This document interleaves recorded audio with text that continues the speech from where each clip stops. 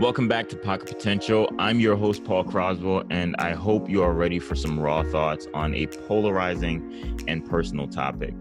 I'm joined today by my good friend, Joey Monteleone. We've had the unique opportunity of doing life together now for about 10 years, believe it or not. It's crazy to think about, right, Joey? It's insane.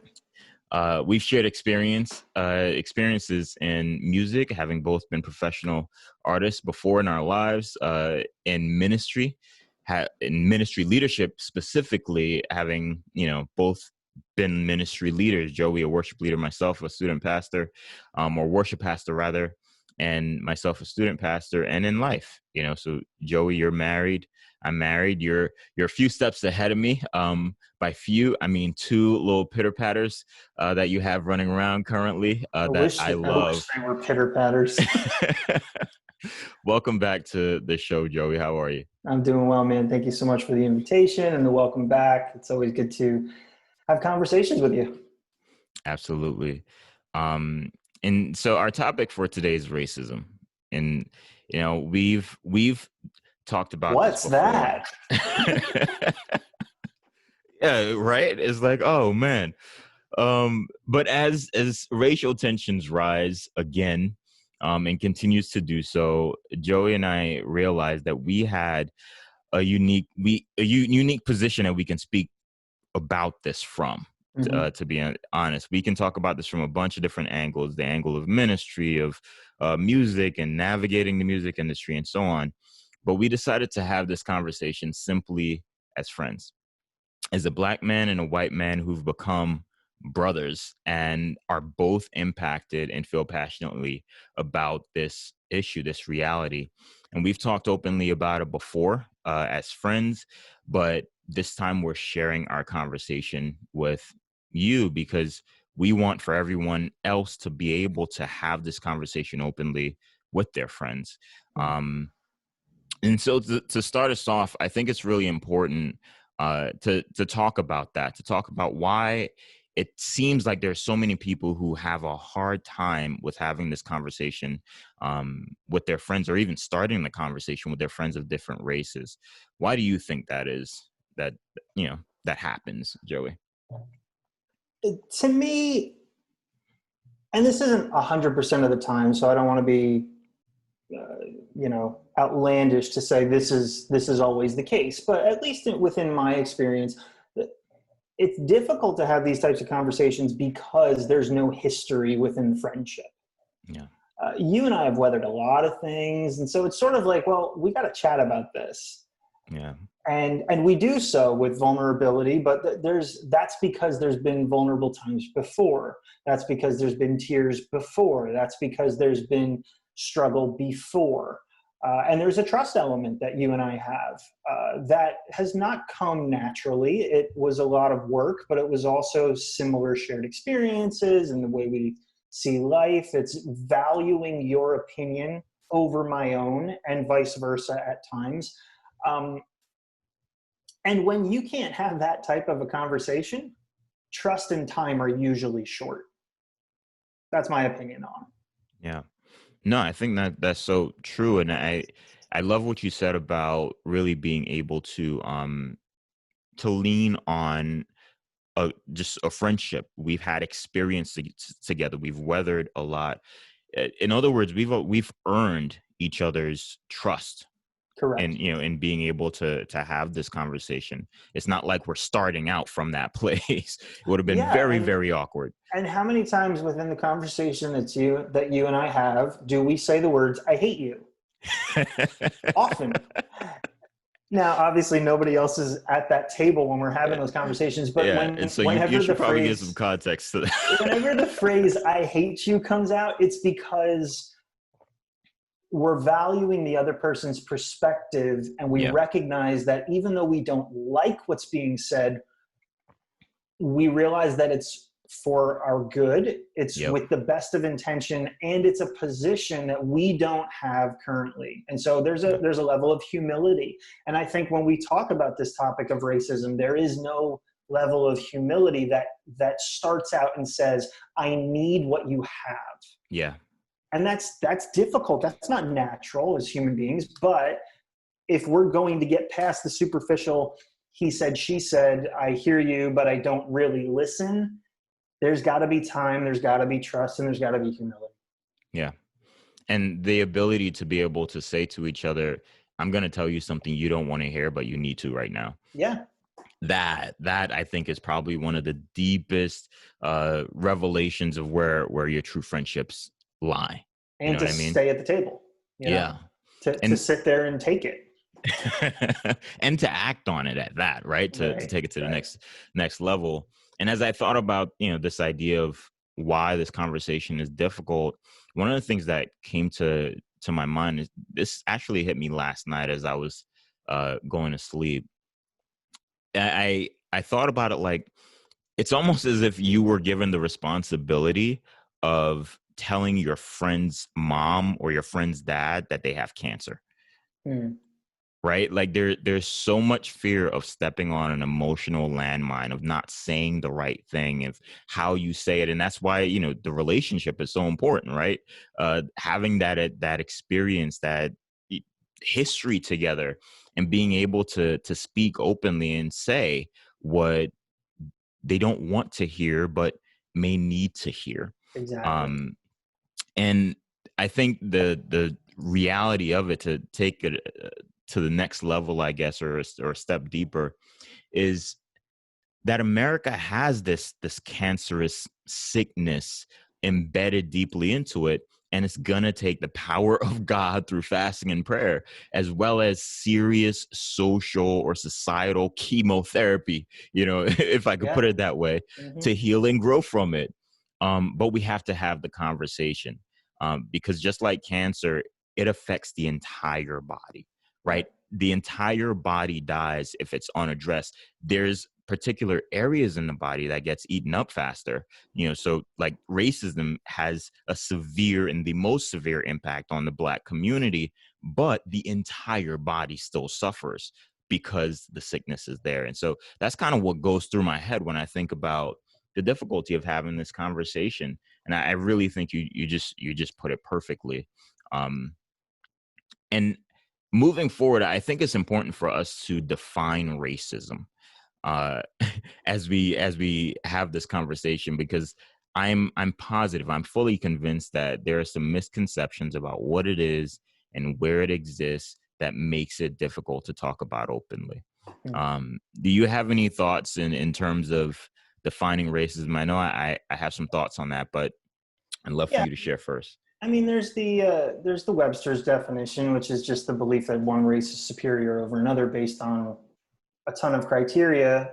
But what I was thinking about when you asked that question is that a lot of people define that criteria differently. Yeah. And so you don't have, I say this tongue in cheek, you don't have a black and white issue. Mm-hmm. You've got a multi-ethnic, a multi-cultural, a multi-generational, a multi-gender. You throw in the word that you want to, but this affects everything because we don't have a clear parameter. We've got a vague swab. Yeah. And so we sort of we know it when we smell it, but we're constantly smelling it in new ways because it's not so easily defined. But when you boil it down, it's the problem is that it's this belief that I'm better than you because of something that is completely outside of my control. Yeah. And it's everywhere.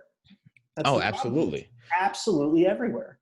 And I think because one of the things that happen is if someone exhibits racist behavior, or shares something that comes across as racist, the immediate thought, if it's called out, is, well, that person isn't racist.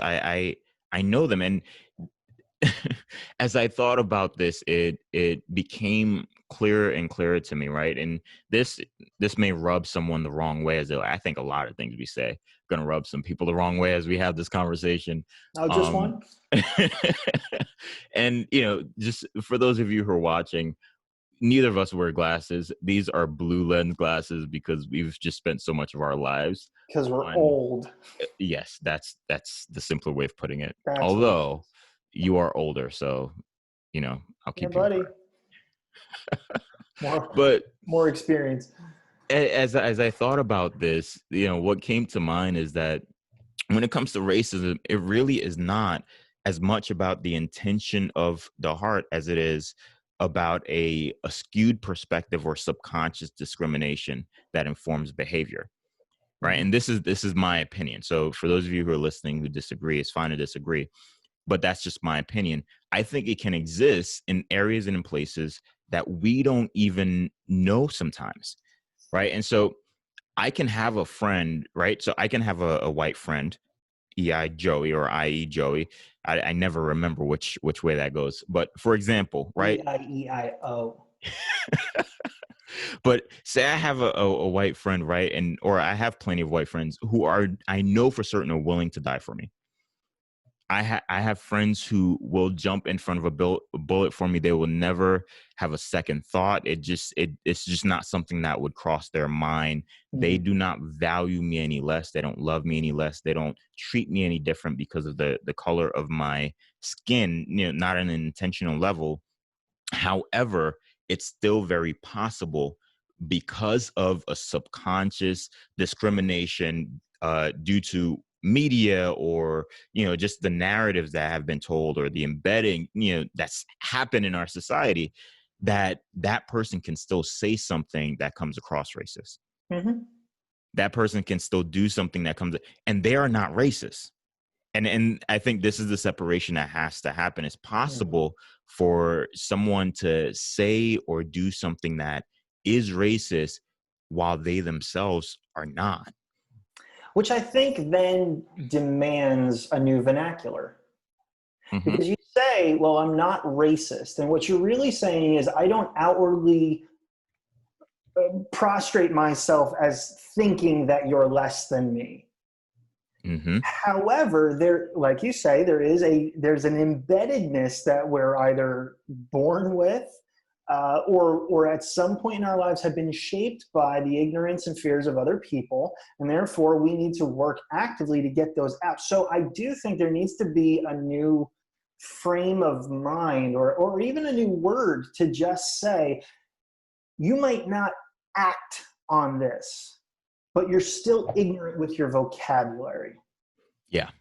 And I'm not saying that at somebody. I'm saying that to somebody. That's Yes. me. So I got to figure out what a better way to describe the ignorance of my mouth as a disconnect from the intention of my heart. Exactly. Exactly. And I think that's a part of what makes this so difficult to talk about, because it's it's a difficult thing, I would imagine, for anyone to hear, hey, what you said was racist. Yeah. What you did after reading, American history and going through school, and you kind of know that to be associated with something that you in your heart believe and know is just so horrible, so evil, inherently evil, and to feel like someone is lumping you in with that, I can't imagine just how dehumanizing that is. You know what I mean? Yet the reality is you can have the absolute best intention of heart, but still have this stuff buried or surface in these different areas. And that's what we have to talk about. That's what we have to be willing as friends to say, hey, look, between you and me, you probably shouldn't say it that way. Yeah, and even the approach can be, look, I'm not faulting you for your default, Hmm. but you can get better. That's good. I like that. That'll preach. That'll preach. I'm not faulting you for your default. Someone is going to steal that and make it a quote and not even say where they got it from. I feel some type of way already. Okay. Hasn't even happened yet. I don't care. But I think that's a part of making this conversation easier between friends. Is Sure. it's learning to separate that, and as we think through this, one of the things that I have been burdened by And we had a conversation off mic, really a few days ago, where you shared about having to have a conversation with your daughter, and Yeah. it just broke my heart, dude. I got so upset. I was so hurt that that was something you had to do. And I think it's important. And again, there are folks in the Black community and the white community that may not like how I word this, or navigate this portion of it, but I think it's important to recognize and talk about the fact that racism impacts everyone, Yeah. right? Yes, the severe is more extreme in terms of life and death, right, in the Black experience, but the impact is across the country. I would love for you to talk a little bit about, because I feel like this, in the light of this, it can feel, and I've seen it happen, where people try to mute their white friends or coworkers or whatever the case is, whenever they begin to talk about their experience and the impact of racism on them, on their lives. And I think it's important to recognize that it does have an impact on both. Sure. And so I want to start off by saying I am in no way equating, elevating, or equalizing my experience with racism and the impact that it has on me with those who are actively persecuted and abused Yeah. on a daily level. So I just want to get that out of the way. I do agree with you. There is an impact all over, and there's many spheres of the impact for me. And so I'm just going to speak from my experience. Most of those impacts are internal. They are not external. There's a few external, and I'll get to those, but most of them are internal. There's an emotional impact, and that's internal. I'm watching people, I'm watching other followers of Jesus, friends of mine being victimized, terrorized, thought less of because of something, again, like we said, that is completely outside of your control. Yeah. There is a physical impact of being a father, and this is sort of what we were talking about the other day. My daughter is 3 and my son is 1, and he likes to crash into things. I had to have a very blunt conversation, and an age-appropriate conversation, because I don't feel that handing my daughter the weight of what racism is appropriate right now. There does need to be a level of parenting that protects the innocence. But there also does need to be a sense of rationalism and a sense of education that was not given to me, but does equip her at the most basic level to say we love people because they're people. Yeah. Because they're created in the image of God. We love people because we are loved by our Creator. We treat people with kindness. We treat people with goodness. That's a conversation I should not have to have. Yeah. I shouldn't have to have that. And I was very upset emotionally, spiritually, and almost physically, to the point that I had to have that conversation with my 3-year-old, because it made me angry that I was taking away the innocence of my daughter. Yeah. I don't dare assume that me having a conversation with my white daughter about what racism is any less challenging or complex than having a conversation with your 3-year-old Black son about the reality of racism. They are both difficult conversations. I'm not taking that away. The problem that's unique to me with that type of conversation is there is no solution. And what I mean by that is, you can say, okay, we love people. Yes, we do. Okay, we treat people with kindness. Okay, we do. We extend the hand of Jesus to everybody that we come in contact with. Okay, great. Most of those things, I hope she remembers when they happen. Yeah. But quite frankly, there's no guarantee that solution, that conversation is going to make a difference. What it really boils down to is, how do I treat her mother? How do I treat my wife? How do I treat her brother? How do I treat my black friends when they come over, it really boils down to what she's influenced by and less by what I say. Now, what I say is very important, and so I say it often. Like we do treat people with respect and love. Yeah. But it's a little difficult for me knowing I have to have these conversations, but I can't give her a for instance. Yeah. Because if I start giving the for instance, then it starts to imprint that there is a difference. And right now she doesn't see a difference. She talks to people of all different skin tones and colors and shapes and sizes, and she doesn't see that. And so I don't want to take that away. Yeah. So there's this frustration within me that I need to educate, but I need to do it in a way that doesn't diminish her innocence and her age. And yeah, go ahead. no, I was just going to say, I want to emphasize something you said, and you said it a couple of times, but I really, really, really want people to grab a hold of this, that you are not in any way trying to equate that conversation with, so I have black friends with young black men, young black boys as their sons, and the conversation they're having, or especially if their sons are teenagers or around that age, of, hey, you have to act this way whenever a police officer is around. Make sure your hands are not in your pocket. Make sure you're not making sudden movements. Be Sure. very, very polite. Like, you're not equating those conversations. And the reason I wanted for you to share that as a white man, as a husband, as a father, is that it still puts you in a position that you should never have to be in. Correct. No parent should have to be in that position. Subconsciously, this is what I signed up for when I decided that I was going to have kids. There does need to, there is a sense of responsibility that says I need to educate as best I can with the tools that I've been given to give her a better chance at fighting the issues that I have to deal with in a better way. But the problem is I'm not giving her a better world based on what I see in the news. And so I now have to do what I don't want to do, which is take away a piece of her innocence and show her a little bit darker side of the world so that she can brighten it up. Yeah, absolutely. And that's the point of this conversation for those who are listening right now. As you listen to this, the point of this conversation is the fact that we have to do something in order to make a difference for the next generation. Correct.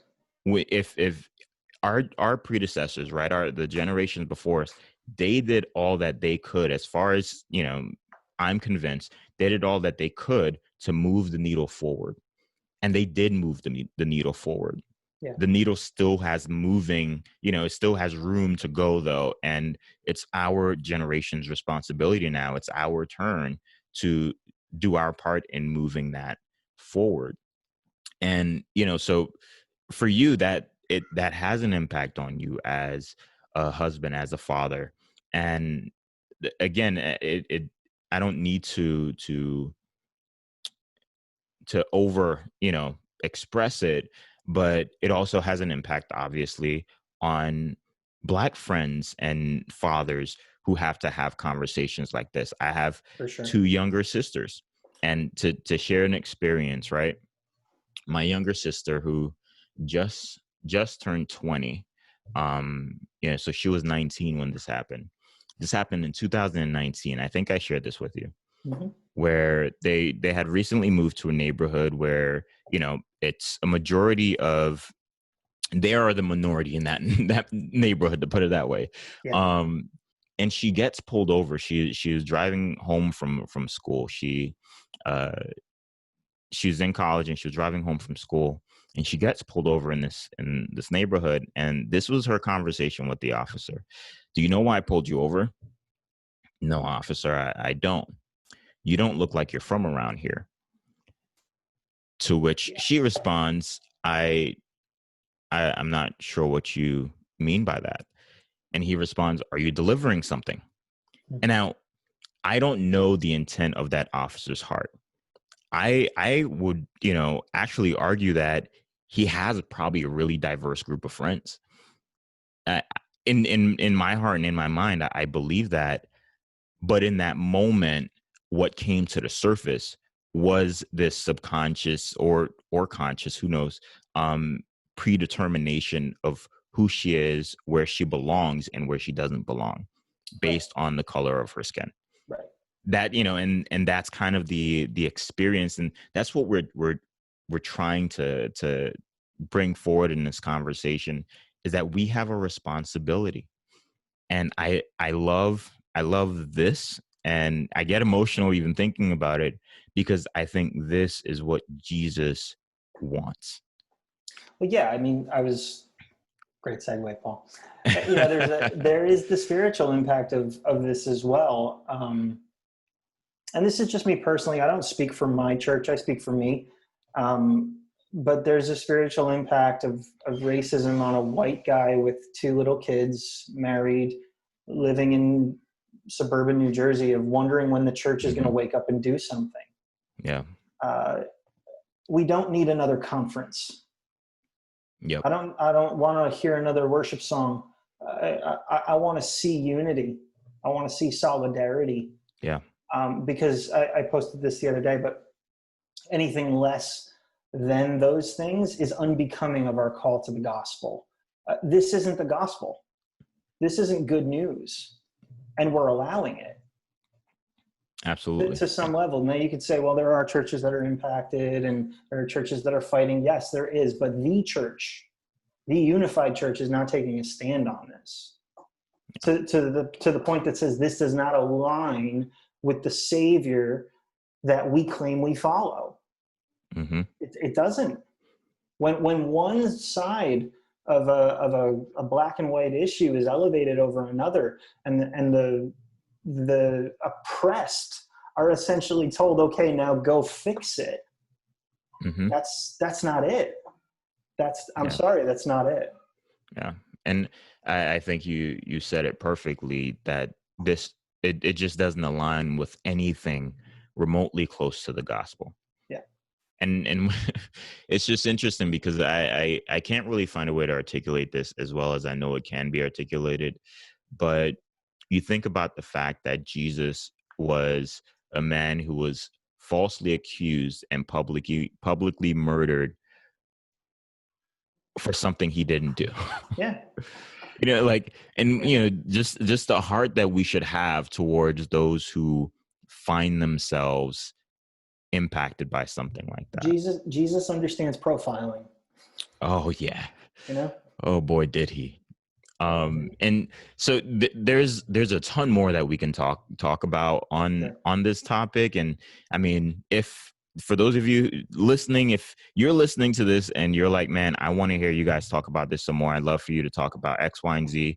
One, leave us a comment, send us an email. You can literally send a message, a voice message if you want, in the description of this episode. And just let us know if you want to see more conversations like this, if you want to have us to have more conversations like this on, what that topic looks like. I'd love to explore that.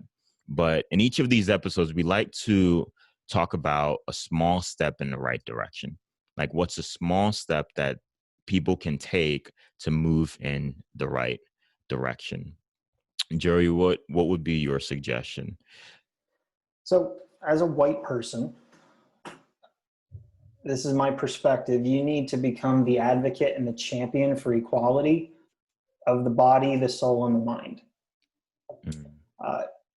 Settling for those who are wounded to become the warriors is like asking somebody without legs, are you ready to walk? Are you ready to fix this for yourself? I'm not saying that we make other people's experiences our experiences. What I am saying is that we make other people's problems our problems. There's a big difference. So you mean we're supposed to bear each other's burdens? Something like that. I think that was on a Snapple. So, on one of those caps, I read it somewhere. Yeah, but 90% of those are fake. Like to join in, to fight with, and it's not just alongside, it's not to take over the issue, but it's to educate yourself to where you understand the issue, to where you can competently explain the problem. Like, how many times within marriage counseling do you say, well, oh, you're having a problem?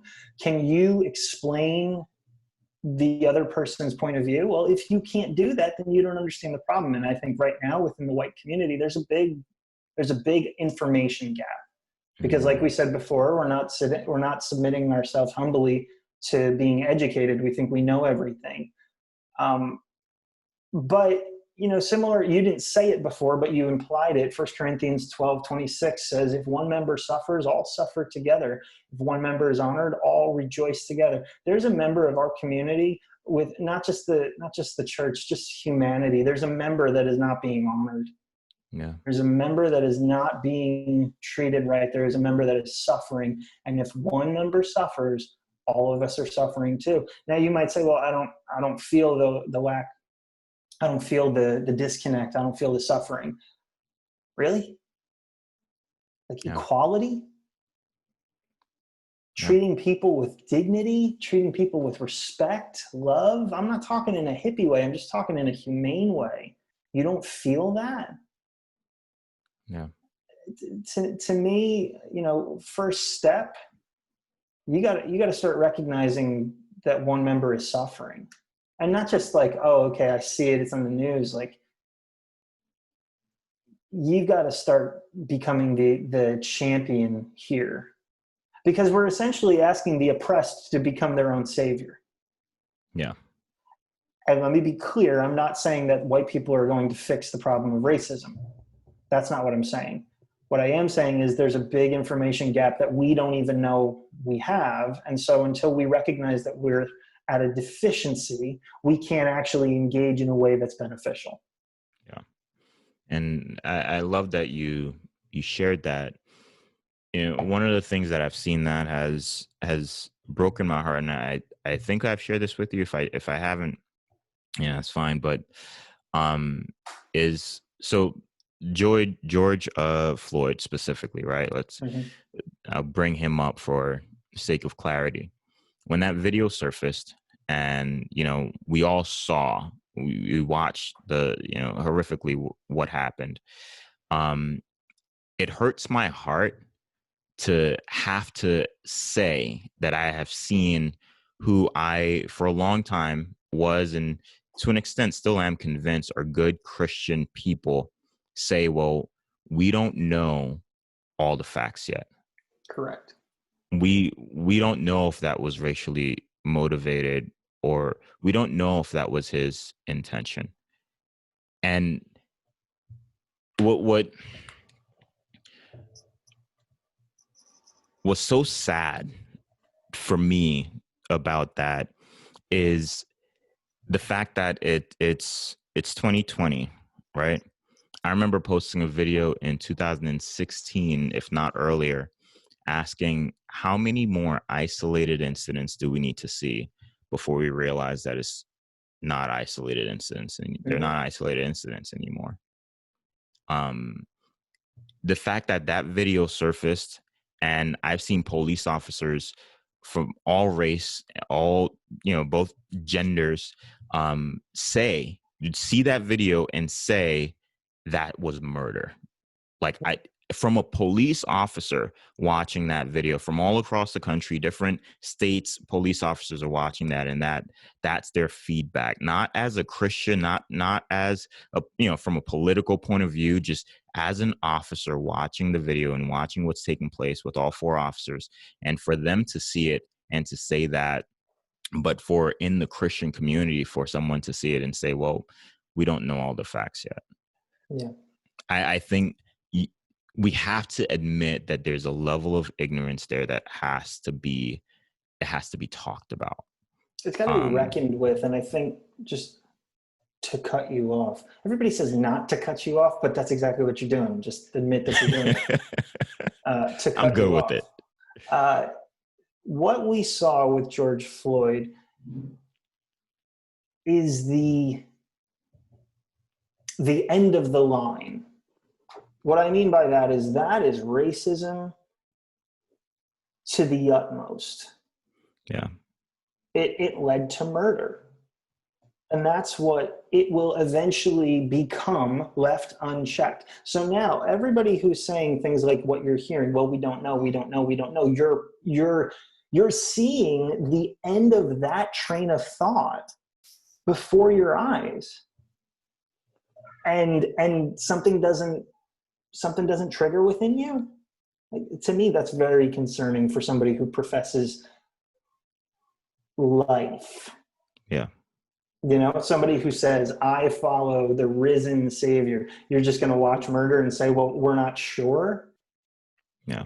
You gotta start doing the work. Yeah. And there are two things I'll say as we wrap up.